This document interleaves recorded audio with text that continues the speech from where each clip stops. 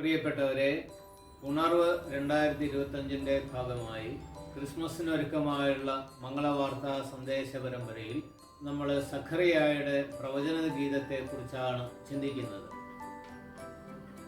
സ്നാപക യോഹന്നാന്റെ പിതാവായ സഖറിയ പരിശുദ്ധാത്മാവിനാൽ നിറഞ്ഞ് പ്രവചിച്ചു. ഇസ്രായേലിന്റെ ദൈവമായ കർത്താവ് വാഴ്ത്തപ്പെട്ടവൻ. അവിടുന്ന് തൻ്റെ ജനത്തെ സന്ദർശിച്ചു, രക്ഷിച്ചു. തൻ്റെ ദാസനായ ദാവീദിന്റെ ഭവനത്തിൽ നമുക്ക് ശക്തനായ ഒരു രക്ഷകനെ ഉയർത്തി.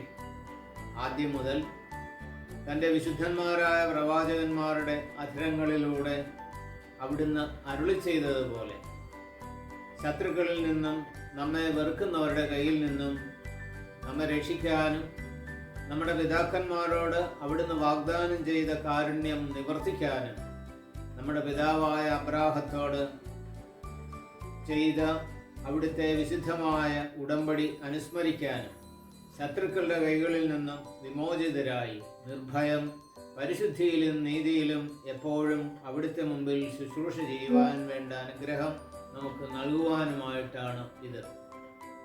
നമുക്കും പരിശുദ്ധാത്മാവിൽ നിന്ന് പ്രചോദനം ഉൾക്കൊണ്ട് സഖറിയായെ പോലെ ദൈവവചനത്തെയും അവിടുത്തെ പദ്ധതികളെയും വിശ്വസിക്കുവാനും അവിടുത്തെ ഏറ്റുപറയുവാനും മറ്റുള്ളവരിലേക്ക് അവിടുത്തെ സ്നേഹവും കാരുണ്യവും എത്തിക്കുവാനും ശ്രമിക്കാം.